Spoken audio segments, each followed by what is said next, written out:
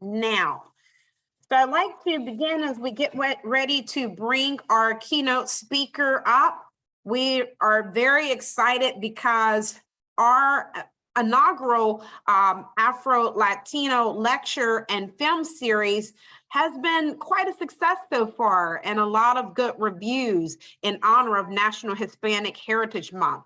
And we also, again, would like to thank Dr. Felipe Rojas from the Department of English for spearheading and birthing so many innovative initiatives and activities that are also going on throughout this National Hispanic Heritage Month.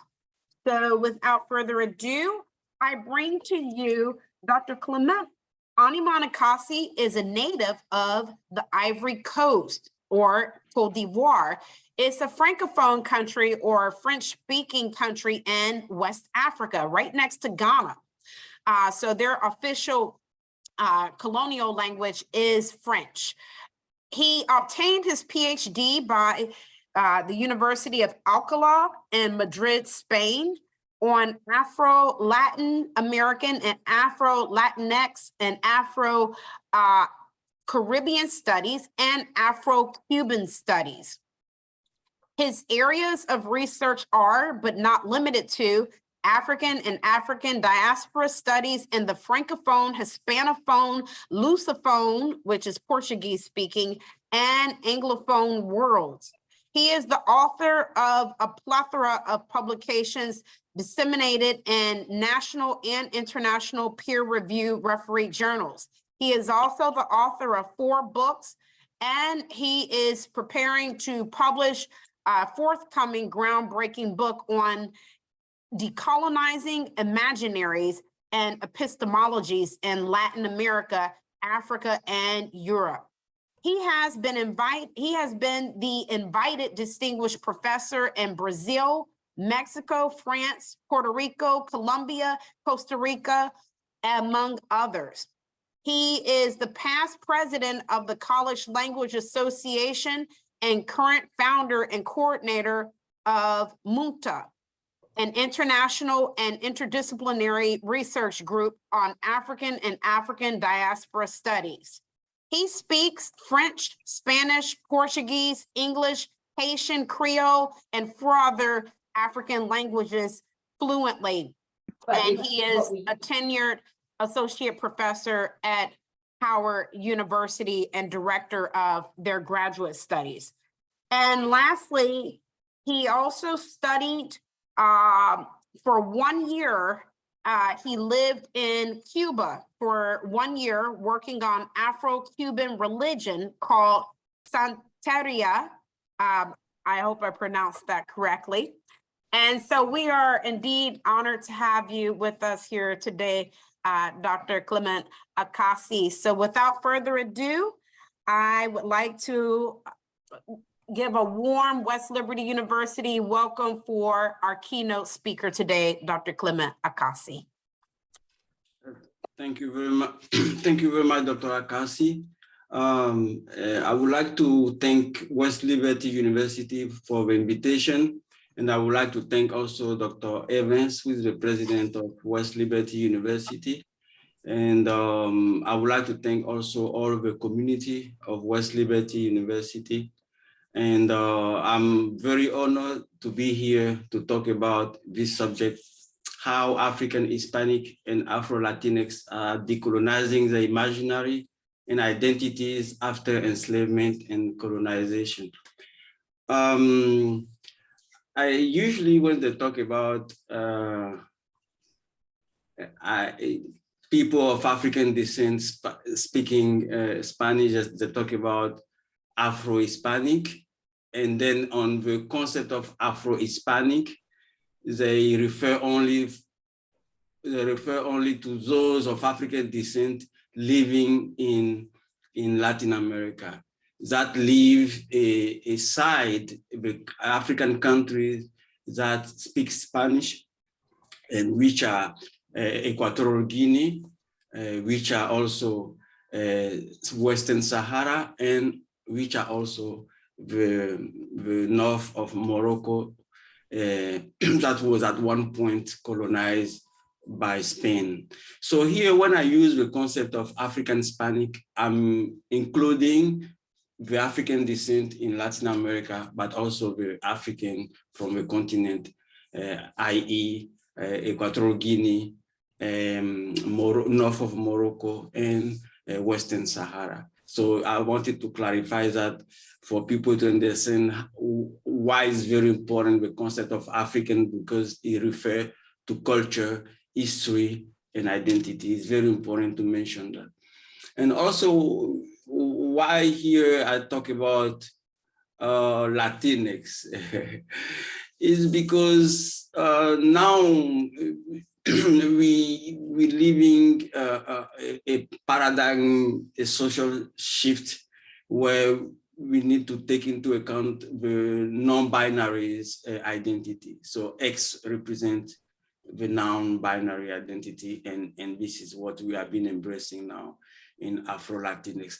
But Afro Latinx, I'm using the Afro here even by default, because I think African should always be attached to this kind of concept, right? It should be African Latin American, because it has more historical and cultural boundaries than Afro. And if you notice, even in US today, African descent in the US are not called anymore Afro-Americans, they're called African-American. And this makes sense for me because Afro comes from the struggle at one point, and where the Black is Beautiful was claimed, where the Black Panthers movement were claimed through the style of hair.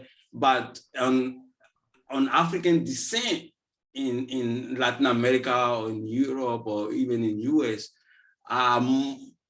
more meaning than the style of hair. Or that is powerful too, but yeah, it has more meaning than that, because it's the style of hair is part of the identity, is not the only indication of identity. So this was very important to clarify also for everybody, and for those who don't know a lot about the concept of Afro Latinx.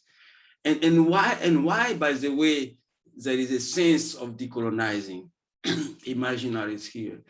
Decolonizing because, first of all, there were colonization about African descent. Colonization in the case of the African who were brought here by force is double layer, right? The first layer is enslavement and then colonization. In the case of Africa, is colonization. But this colonization was not only the occupation of space, right? It's also taking, for those who were brought here, it was also colonizing the way they should have been represented, right? Like they were not Negroes, they were African with the different communities, name it Dahomey Empire, name it Benin Empire, name it Oyo empires. So their name before they came to be called Negro, right? Because Negro refer to this kind of image that I talk about, imaginary image associated with everything that is not positive, right? Like inferior, savage, no civilization, no social manners, or just objects, like we saw on the famous French book, Black Code, Le Code Noir, where they were talking about the Black as simply object or merchandise. So here, decolonize the imaginaries, decolonize the image associated to the group called later in Negroes, but who were really African with names, right? Like I talk about these names. And I will show a clip now where we see where they come from and what kind of empire they come from. And also this association of you want to play? Go ahead. Yeah, it's okay. You can play that now. Okay, I'll go into the clip and then I'll share screen to play the clip that you were referring to, Dr. Akassi. Here. Okay, here we go. And hopefully I can share this clip. Thank goodness for technology. Okay, here we go. Okay. Can you all see this? Dr. Akassi, can you see the video? Yes, yes. Okay. From minute 5. Yes. Okay, here we go.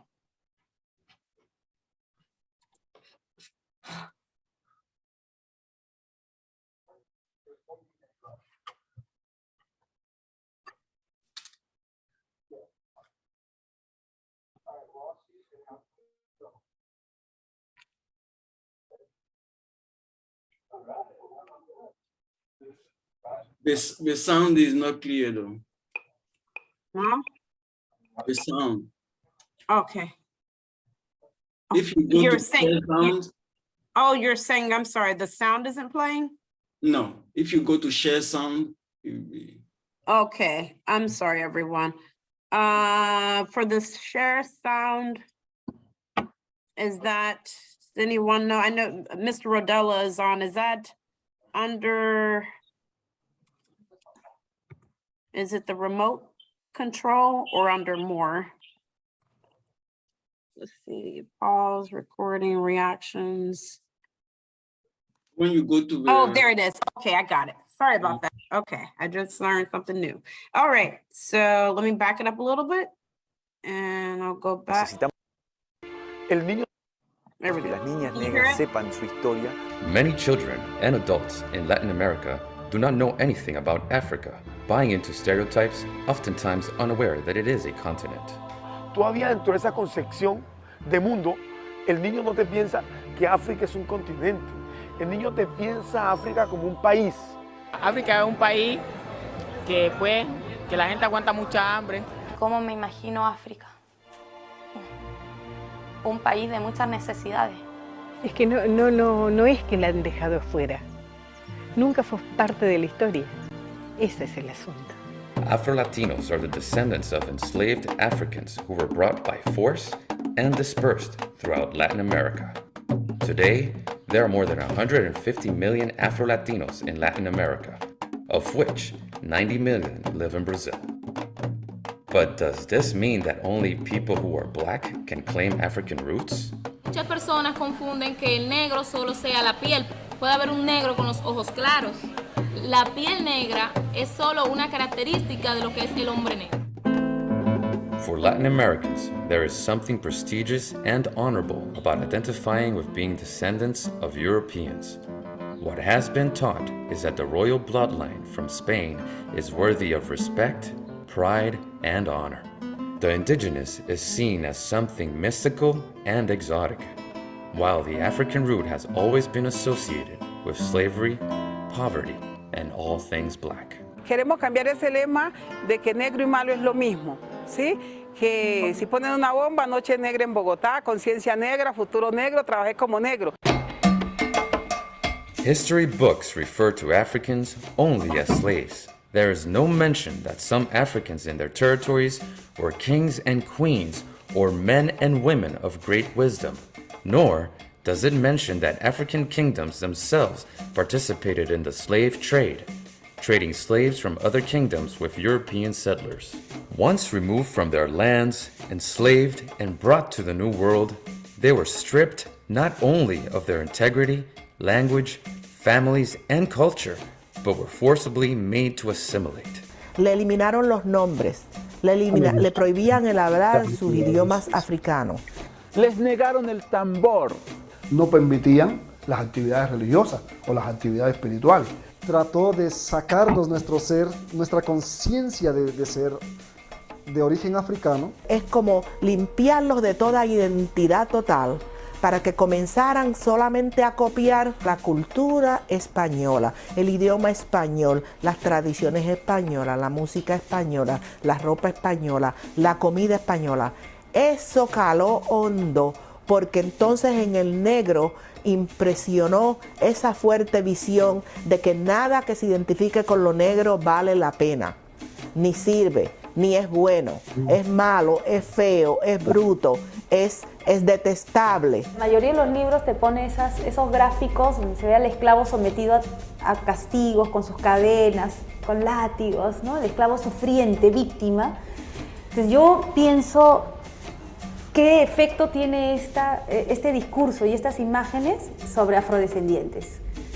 A mí me parece que lo primero sería una reacción de resentimiento, ¿no? Estos son los que me han maltratado a mis ancestros. This story cannot be told without starting in Africa.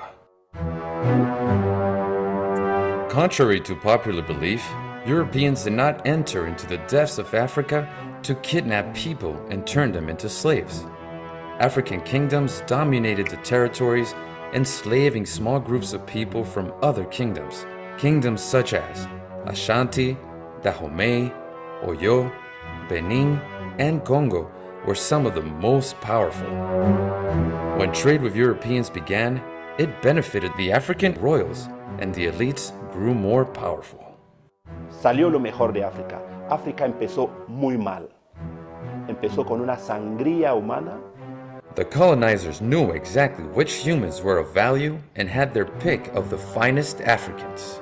Entre un promedio de 15 a 45 años, ese fue como el rango de edad de las personas que vinieron. Por eso hoy se dice que África es el continente más pobre del mundo, pero es porque su fuerza de trabajo fue extraída.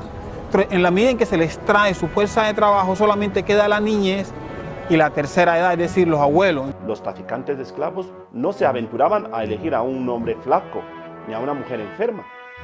Tenían que ser jóvenes y robustos. Por tanto, se extrajo de sus hogares a lo mejor del pueblo africano.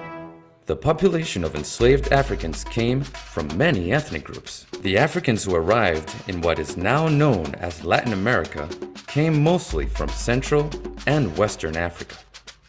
Ethnic groups like the Mandingo, Ashanti, Ewe Fon, Mina, Nago, and Igbo were just a few of those brought over.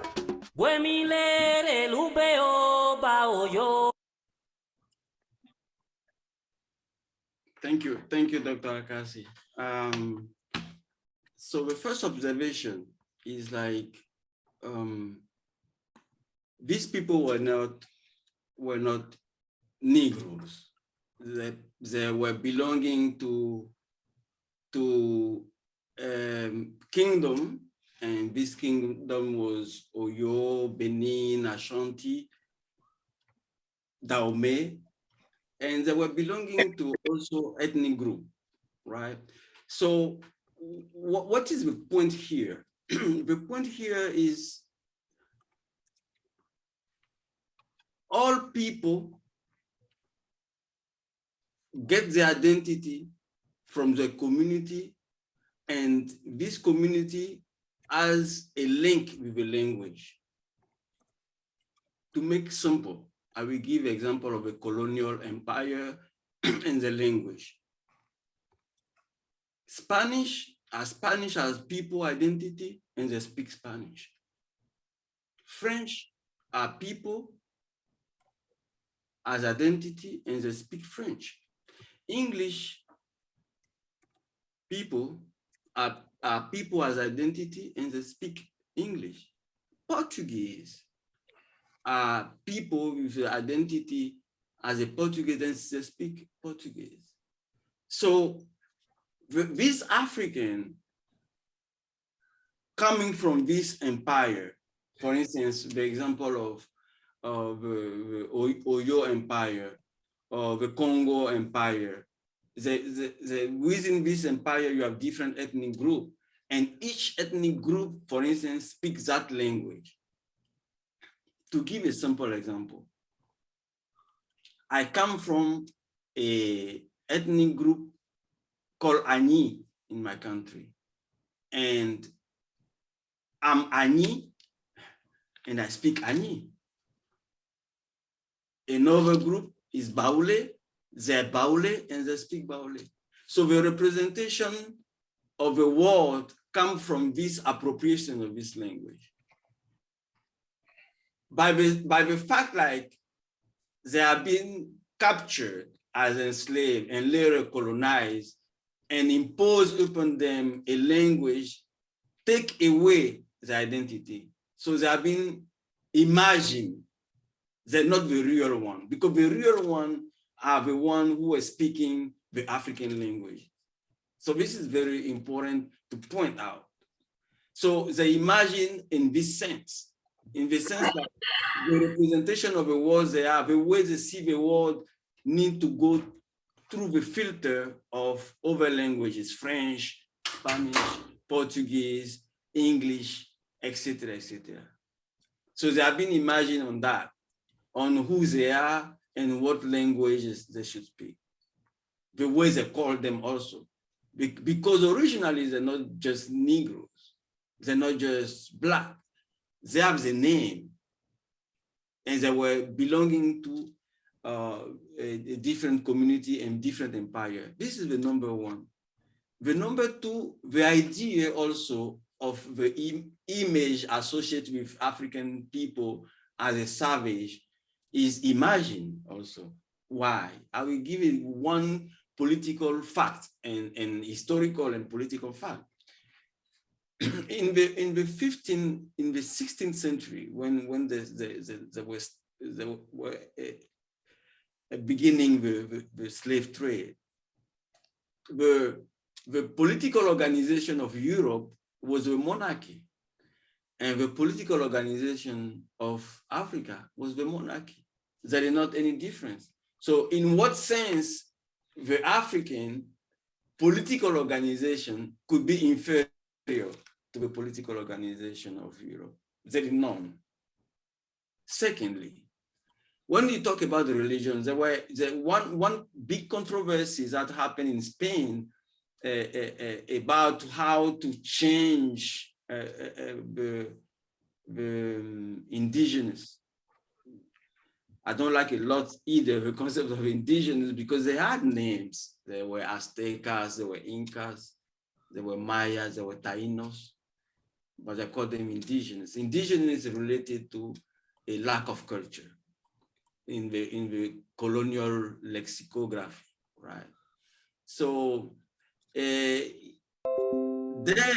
in this controversy, they decided, Fray Bartolomé de las Casas decided to go after Black people, because he concluded like indigenous people had a soul, a Christian soul, like the African did not have.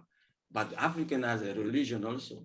And until today, you have this trace of this religion in US, trace of this religion in Cuba, like Dr. Monica Akassi was talking about. I studied on that in Santeria, in Cuba, Candomblé in Brazil, the African-based religion. And until today, Africans have their own religion. So what was making the European imperialists a master of enslaved people superior in terms of belief to the African known?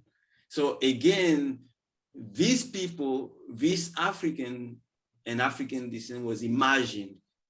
That means they associate a series of images that was degrading the culture and the value. So this was very important to see, and we see that in the video because we see they come from different kingdoms and they have their own language, and also simply they were free, right? Now, another thing that make African and African descent imagined by the colonizer, by Europe, is the Western country in general, we will say like that. Is like we say, we saw here, the Africans have the empires, they have the different communities, they have the ethnic group. And for instance, when you talk about the empire of Benin, it's not the country called Benin today. The empire of Benin is the empire that was going from what you call Benin today enter Nigeria, right? And the Empire of Congo was going through what you call today Congo enter Angola, right? So these people were not part of the current frontiers, the borders that was designed by Europe from 1884 to 1885 in Berlin, in Germany, where they decided to distribute to themselves Africa as a cake, right? And then from there, these countries, this empire became countries imagined by Europe. So even these countries are not really country belonging to African because they have been imagined by Europe. Some people in Equatorial Guinea, where they speak Spanish, they have an ethnic group called Fang, F-A-N-G, and they are dispersed in Equatorial Guinea and Cameroon and Gabon. And the funny part is like those in Equatorial Guinea, today, they are speaking Spanish.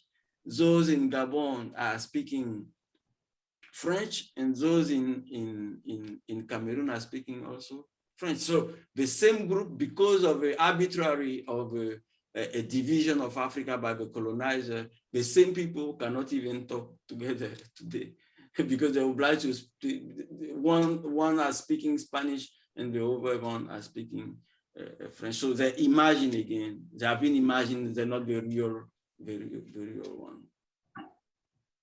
So from there, there is a justification, right, of enslavement. And from there also, through the justification of the enslavement and the colonization later, all the history of, no, can you go back, please? I want to show something, yes. All the history of African descent is based on two bigger images, two bigger. The first one in the Americas. Here I want to clarify, like anytime I use America, I'm not referring to United States, I'm referring to the continent because it's abusive. I think it's abusive language to say US is America. America is a continent. Colombia is as American as US. So anytime I'm saying that, I'm referring to the continent, and sometimes I put the S when I talk about the Americas. So all the history books show like these people was passive, right? Even when they were enslaved, like enslaved master freed them and make them free. And those people are called abolitionists. But what I want to show here as in talking about how to decolonize, and this is for everybody following that, people need to research about who were those who were fighting against enslavement. I want to name for you some name here that you see. Bencos Biojo was a Maroon from Colombia. He is abolitionist. He did not write a book. He's not on the history book, but he's abolitionist because of his fight, Black in Colombia was free. Bayano, he was a Maroon también, also from Panama. And Bayano did not write a book, but because of his fight, Black in Panama are free today. Zumbi dos Palmares of Brazil, also, he did not write a book. He's not on the history book. He's not on the official narrative, but he's an abolitionist. And Negro Miguel of Venezuela, the same. Macandal of Haiti, the same. Romain, the enslaved of Martinique, the same. They're all abolitionists. Not even forget to mention Dandara, who was the wife of Zumbi Palmares. She was a warrior, and she was an abolitionist also. Next.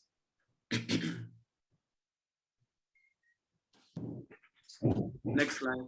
Wiwa, who was the woman leader and wife, and no wife of Zumbi dos Palmares. She was, it was a typo. She was the wife of Bencos Biojo of Colombia.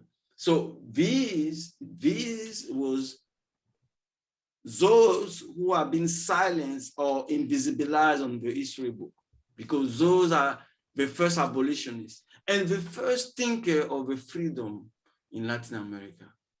Why? Why I say the first thinker of the freedom in Latin America? Because even the European descent in Latin America, they were depending on the crown of Spain, the crown of Portugal, etc. So they were not considered as pure as those who were in Spain or in Portugal, etc. So at one point, they were fighting within Latin America as Latin American, as a white Latin American, right? That idea of freedom comes precisely from this maroon I talk about. The freedom of not accepting to be subject to domination come from this African descent in Latin America, these maroons. And we know we have also in US someone like Harriet Tubman, Nat Turner, etc. That could be a part of this group like I'm citing. So they have been imagined, African descent and African have been imagined and wiped from also all the narrative of how people get the freedom in Latin America and how people get the freedom also in Africa. In Africa, you have founders, women founders of can you go next? Next, Dr. Akassi. Yenega, she's a woman founder of the kingdom of Mosi Kingdom in Burkina Faso. And it's interesting because all the narrative about why to precisely enslave or colonize Africa is the idea like Africa was so savage, like a woman was treated as an object, right? And here you see an example of Yenega being the founder of Mosi Kingdom. And that means what? That means she was ruling a man on this kingdom. And there you are also, you have also Ablapoku, who is the founder of the kingdom of Baule in Ivory Coast in my country. And she founded this a place. And for those who don't know, for instance, and that is the irony of the history and how they can wipe all this history from the history book. In Europe, only in 1945, women start voting. And we talk about a century, 12th century in the case of Yenega, when she was founding the kingdom, the Mosi Kingdom. And the 18th century, when you talk about Ablapoku, when she founded the Baule Kingdom. So all that are not in the history book. And even in the Afrofeminism, I think that need to be mentioned also. Because for me, go through the archive of reconstructing or decolonizing the history of African and African descent is go beyond the writing resources. We need to go also through the orality. We need to go also through the museum. We need to go also through even the interview, the vivid interview, etc., etc. Because we have history there to count. Now, can you go next, Dr. Akassi? The Amazon. The Amazon, I want to mention them because they have a movie now called The Woman King. It's based on this history of the Amazon, the first ever regiment of army made by women only. And it starts in Africa, right? It starts in Africa. And these are there, they are not in the history book because they have been imagined as over people. They have been imagined as objects because African descent has been imagined as simple merchandise, right? So, but this is the real history too. And there is a lot of controversy about this movie, but this is another discussion, right? Because I think maybe because people did not dig too much about the issue of Amazon. Next. Sarahunia also, she's a fighter. She's a woman fighter against the colonialism in Niger or Niger in Africa. Next. And we talk about Harriet Tubman, you know. Next.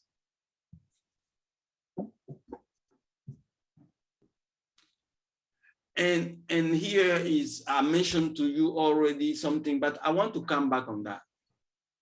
Why to start? Why to start? America and Latin America are emerging space. Because the name of America comes from Amerigo Vespucci. Amerigo Vespucci, with origin Italian, but working as what I call a mercenary colonizer for Spain, and get to name the continent inhabited by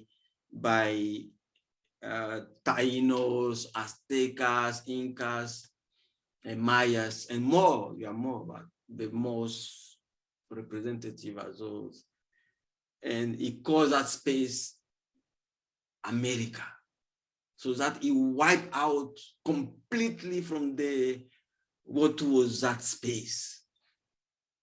What I mean by that, because naming your space is to take possession of this space. Because once the service space is called now America, the native became foreigner to that space. Because America now depends on the colonizer. And worse, they even say this place is a new world. It had never been new, it was there. So because it's precisely new, you will see in Latin America, sometimes the exact name that you see in Spain. You will see Cordoba in Spain, you see Cordoba in Mexico. Or you see Cordoba in another place.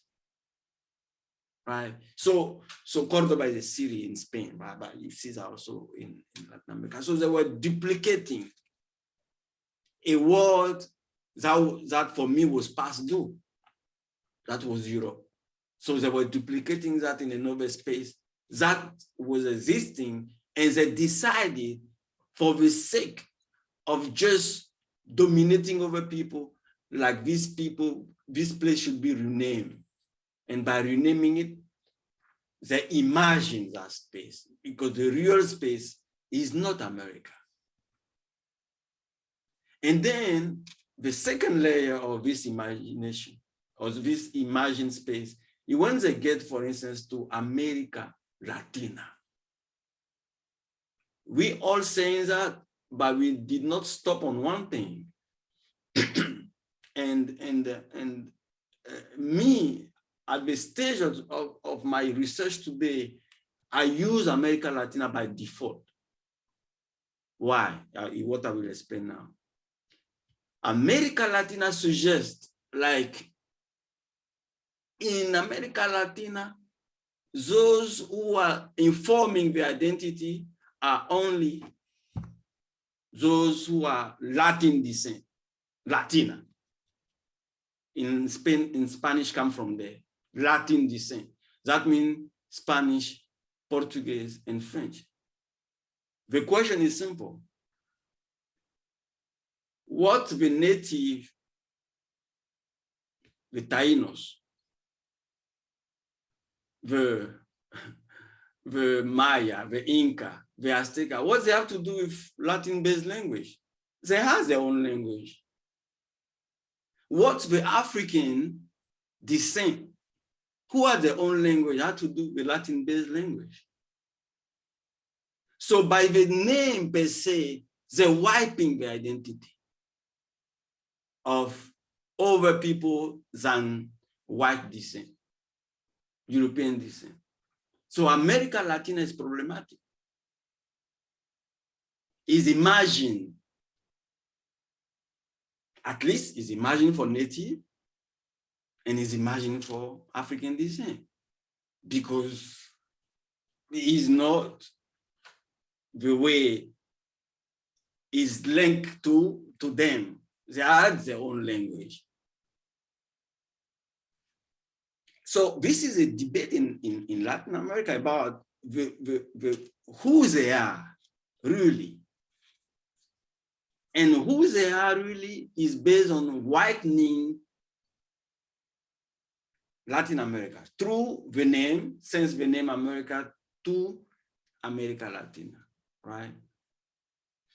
And you have different thinkers. We cannot talk about all these thinkers, but two of them are very important. One in Mexico, Jose Vasconcelos, who thinks they need to have a mestizaje.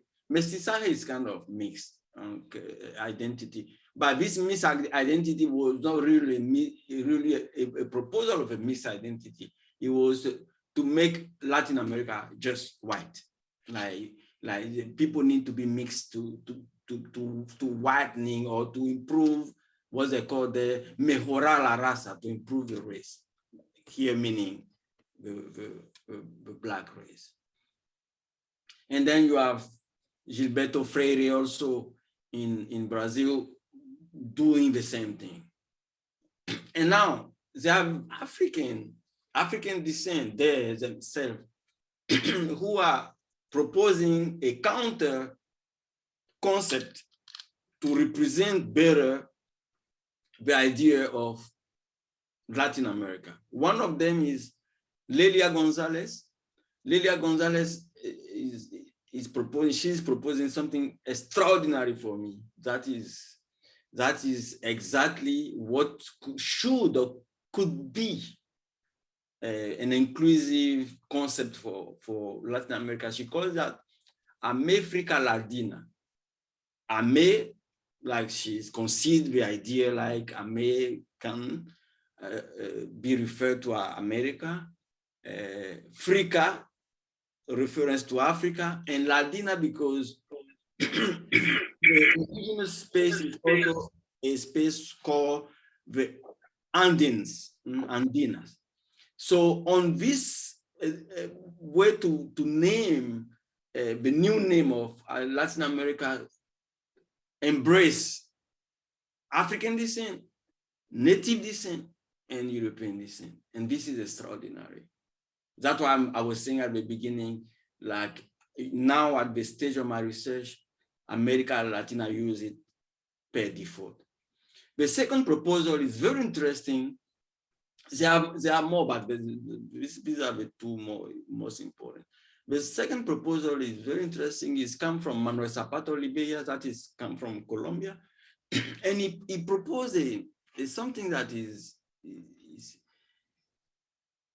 very interesting in the sense like knowledge never disappear from the African knowledge never really disappear from African descent, although there were a lot of suffering, structural violence on the construction of the knowledge there. So Manuel Zapata Oliveira used a concept that is called Muntu, M-U-N-T-U, and this Muntu comes from Ubuntu, Ubuntu, U-B-U-N-T-U, and this Muntu / Ubuntu refer to the idea like I am because we are, my humanity exists because yours exists also. Why this is revolutionary? It's revolutionary because all the idea of the liberty, equality, fraternity that was an heritage of French Revolution and that was reappropriated in Latin America was not adapted to include African descent of a native, because in this concept of French Revolution that was reappropriated in Latin America, I exist, that means the European descent, because you don't exist. Only I exist because you don't exist. And because you don't exist, I express the structural racism. And with Ubuntu and Ubuntu, I exist. And this is the revolution, epistemological revolution. I exist because you exist. Because your humanity exists. And this is the revolution here. And this is something that also most people in Latin America are reflecting on that, about what is Latin America today. Should that continue to be imagined, because it's imagined as of today, as a widening space or whitish space, or it should be something that is inclusive conceptually, socially, racially, as an inclusive space. Now,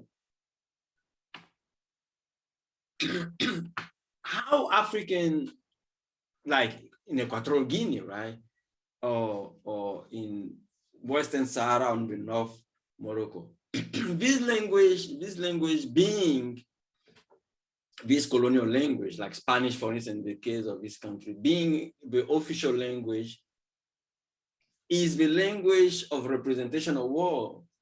And this language does not always translate who they are. Because what they are is really, in Equatorial Guinea, you have 6 ethnic groups. You have Bubis, Fan, Bisio, Anabonese, Creole, and Ndowe, the 6, right? So these 6 are really who they are. They're not Spanish. They are Bisio, or they are Fan. So why they cannot use the language in school or in the administration? Why not? Because after all, this is a space. The territory where they are now is a space. Why they cannot use the language, and why they need to use this language on the private space?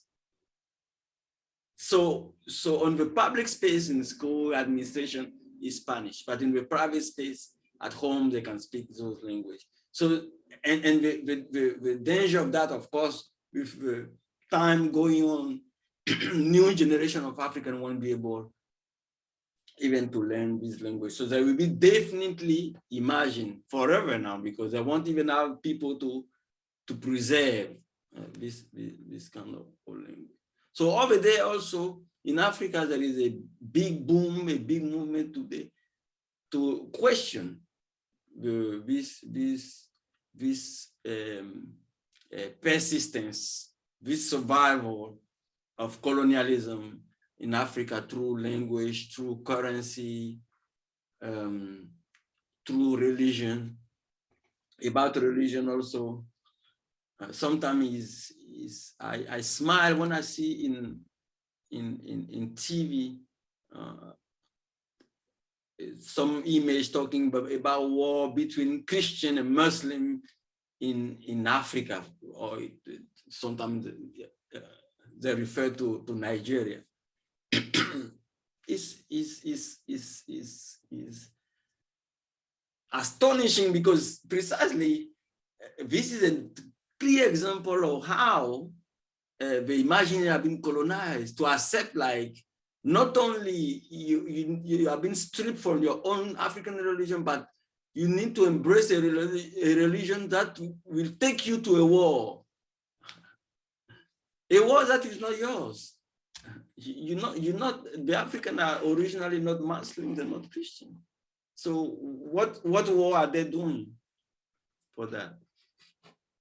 The last point I want to touch quickly is quickly in 2 minutes is about a reflection, like I'm bringing to the audience about the way people are being named is not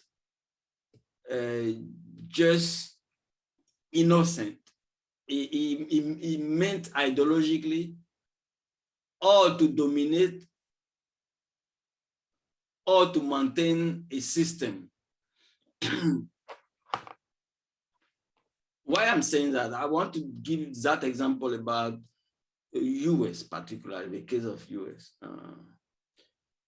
Most of the time, people will call those coming from Latin America Hispanic, or they will call them Latino.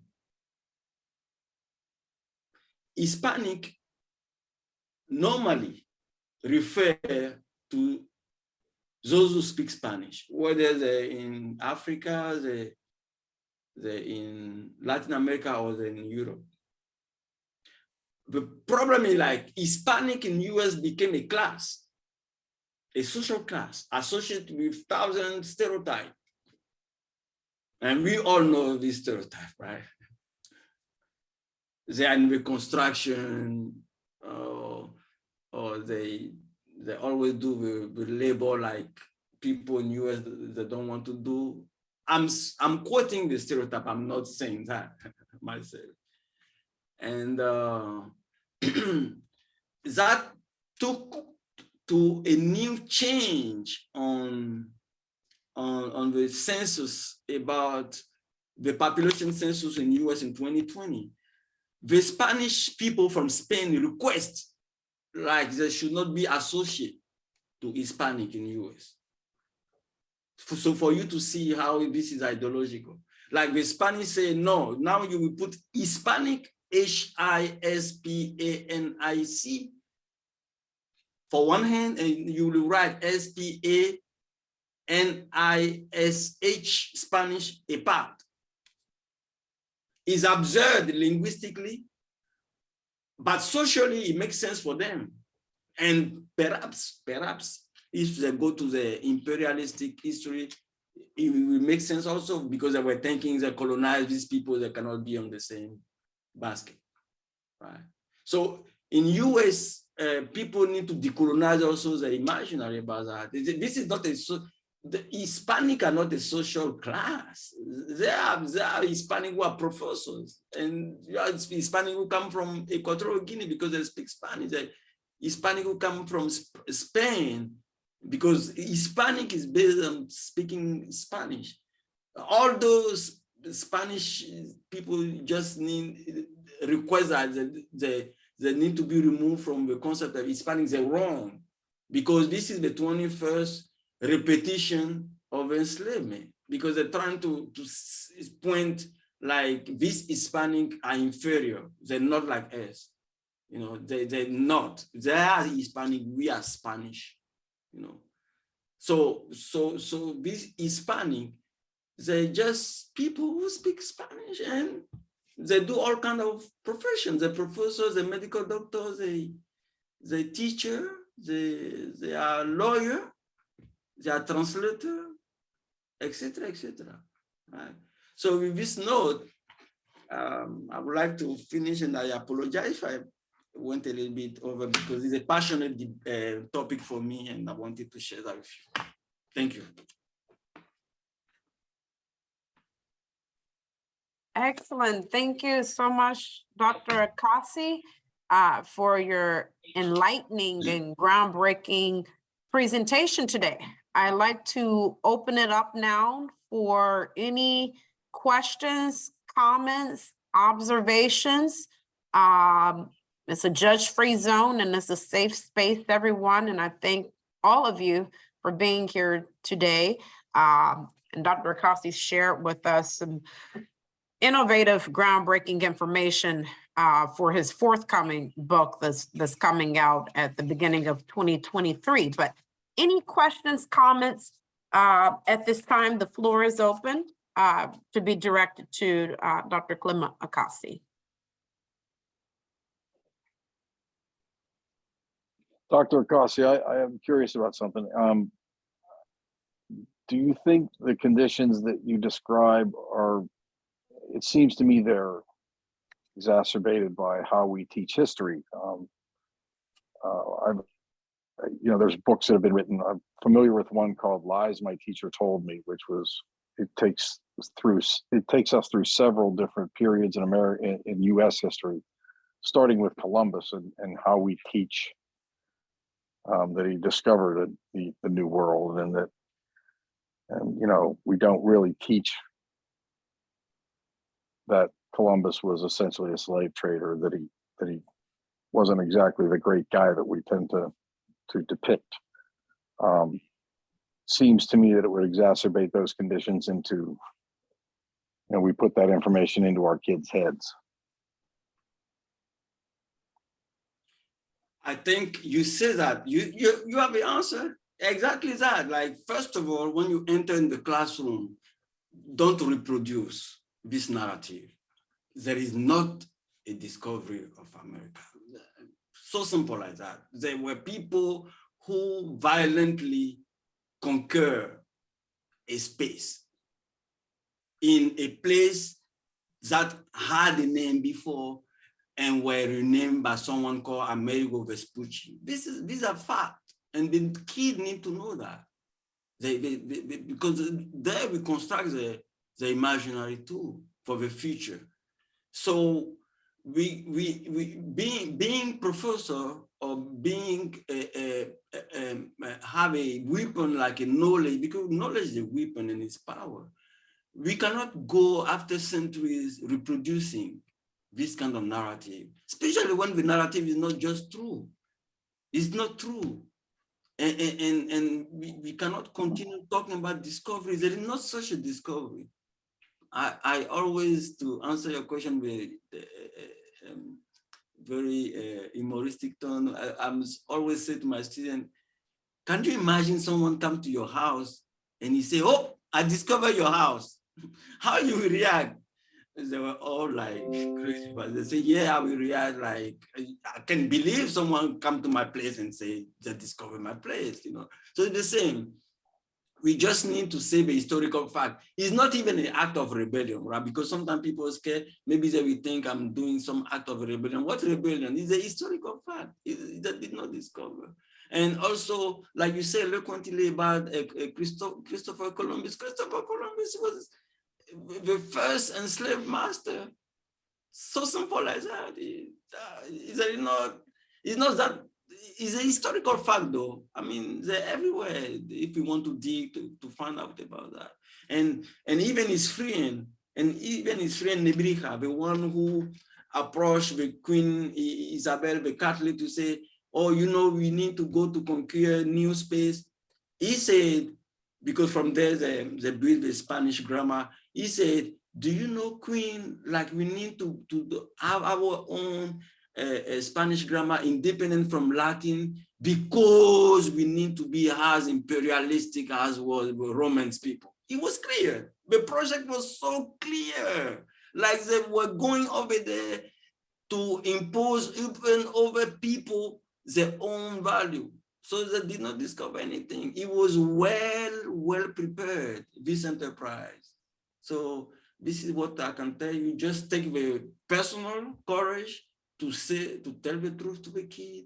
And even today, I think what we can do also as a professor or teacher is just to leave alone all these business kind of, let people write books for us. Let's put ourselves together and write books. Write a book about the subject we're teaching. Instead of let other people write the books they don't have any clue about, and they're reproducing the same knowledge that is not even historically true. So we need to. It's interesting because it seems that the texts that we choose, which are generally chosen by school boards, which are written by for-profit companies that know they can't, or seem to believe they can't sell the books if they tell the truth. Exactly. They have all these nice books coming out, And what they do, they put everything about Spanish. They talk about everything, and they give only one small page to Equatorial Guinea. One page, like somewhere quickly, very quickly. And even Equatorial Guinea is lucky because they don't even talk about Western Sahara. So Equatorial Guinea can even say, oh, maybe I'm lucky with one page, but this is absurd. It's absurd. We cannot continue doing that. And today, the vitality of, for instance, what is the Latin American culture, or what they call the Spanish culture, it has been infused by this African descent and also by the native. So we just need to take this personal, ethical, step to say what it is a historical fact. Yes. So again, about the book, like you were saying, let's work together. I know you can work with other professors around your geographic area and sit. And I know also I know the Melon they give grant for that. I know the United Negro Fund, they give fund for that also, for curriculum change. So it's time for action though, because it's not fair what students have been receiving as information. Is not fair because it's not true historically. Excellent questions. Thank you. Thank you, Mr. Rodella, and thank you, Dr. Akassi, for your response. And there's ways that the facts can be delivered. There, of course, you will deliver it a certain way to a student that's in first, second, third grade, as opposed to a student in the 11th or 12th. So, that's another rhetoric of, oh, that's too much for the children, it's too harsh. There's ways to filter, but still keep the facts, if you will, especially if we're competing with other countries and so forth. And we have to, even in the USA, we want our children to remain and to cultivate their brilliance, but we definitely don't want embarrassment out there as well. So there's ways to filter truth, depending on the audience that we're dealing with. Yes. Great points. Any other questions? Great questions, comments, please. I see a lot of good different diverse backgrounds and so forth. Any other questions or comments? Any questions or comments? Anything that you thought was interesting or questionable, or an aha moment, if you will? Any others? I thought it was quite interesting, Dr. Akassi, myself, if you can just elaborate on how this double identity of certain countries in Africa that are the dominant language is Spanish, such as Equatorial Guinea, because they were colonized by Spain. So all the Africans in Equatorial Guinea speak Spanish. And if they speak their mother tongues, their African tongues in school, you're saying they're not allowed to. So it's like they have to unveil their identity in secrecy, speaking their mother tongues at home. So are there harsh punishments if the children are caught speaking the African languages in Equatorial Guinea as opposed to Spanish, or the King's Spanish, if you will? No, there is not a punishment, simply because they don't, officially they're not allowed to speak that at school. So because they're not allowed to speak that at school, they cannot have a punishment, because the linguistic instrument to teach is Spanish. So they cannot have a punishment. They speak the language at home, and they speak among themselves in the street too, of course, when they come from the same ethnic group.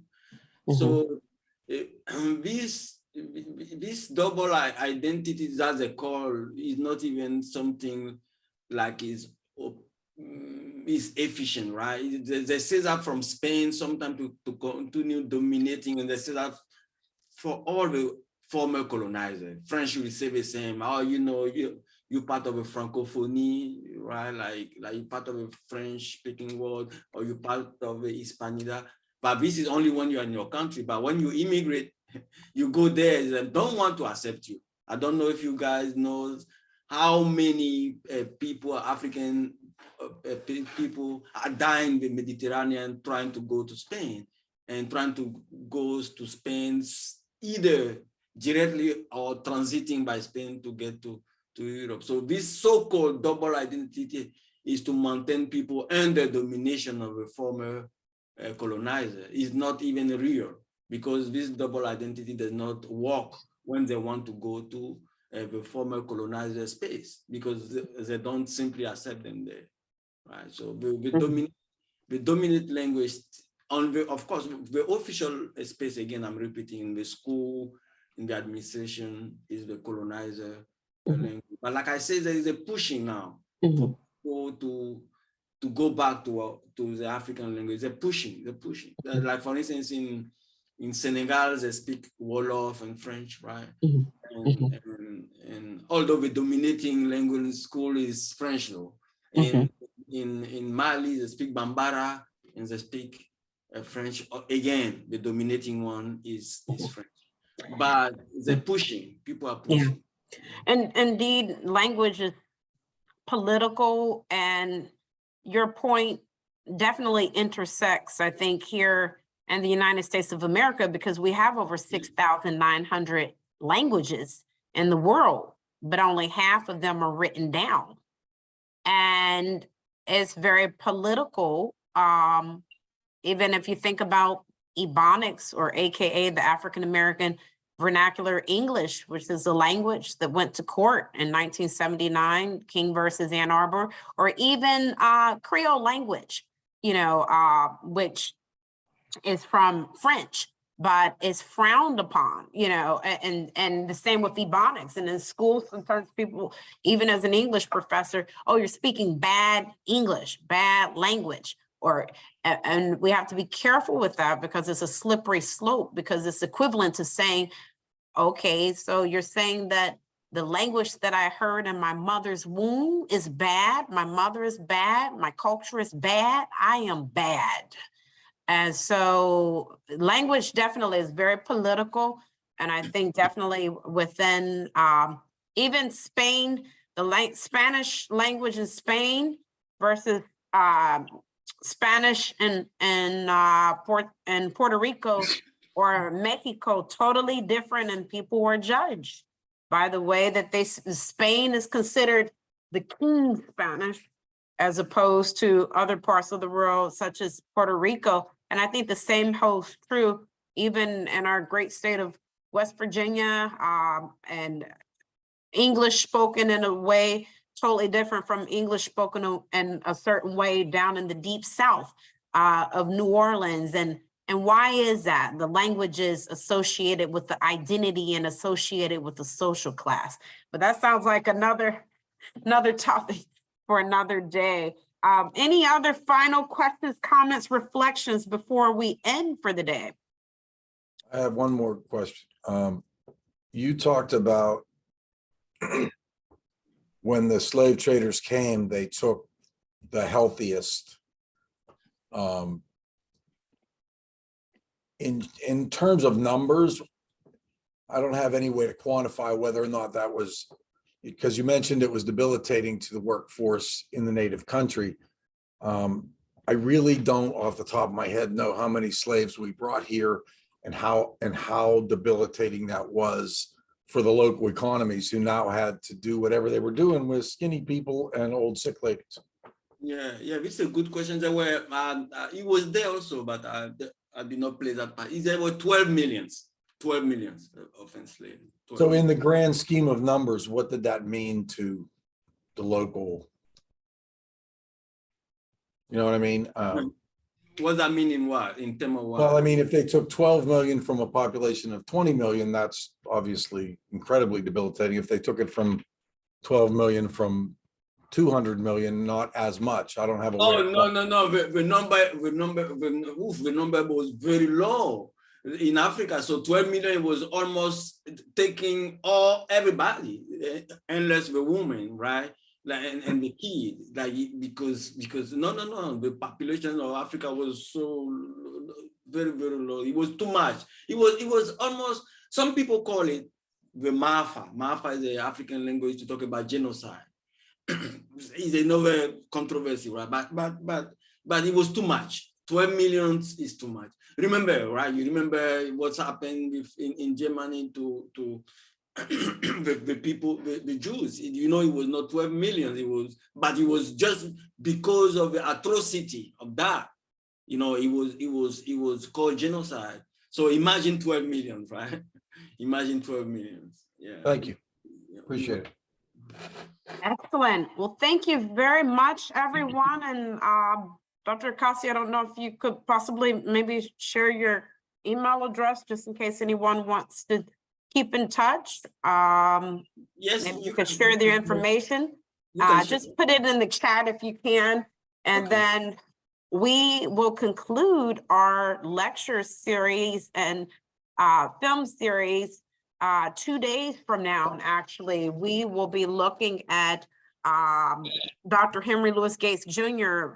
Of Harvard University, his award-winning, groundbreaking recent documentary, Blacks in Latin America, written and directed by Dr. Henry Louis Gates Jr. of Harvard.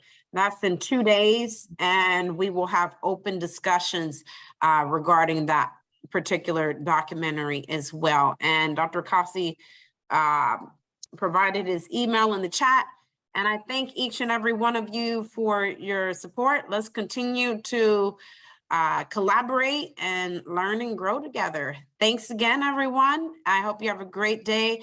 And thanks again, Dr. Akassi. We greatly appreciate you here on the Hilltop for sharing information from your forthcoming book. Thank you. Thank you very much.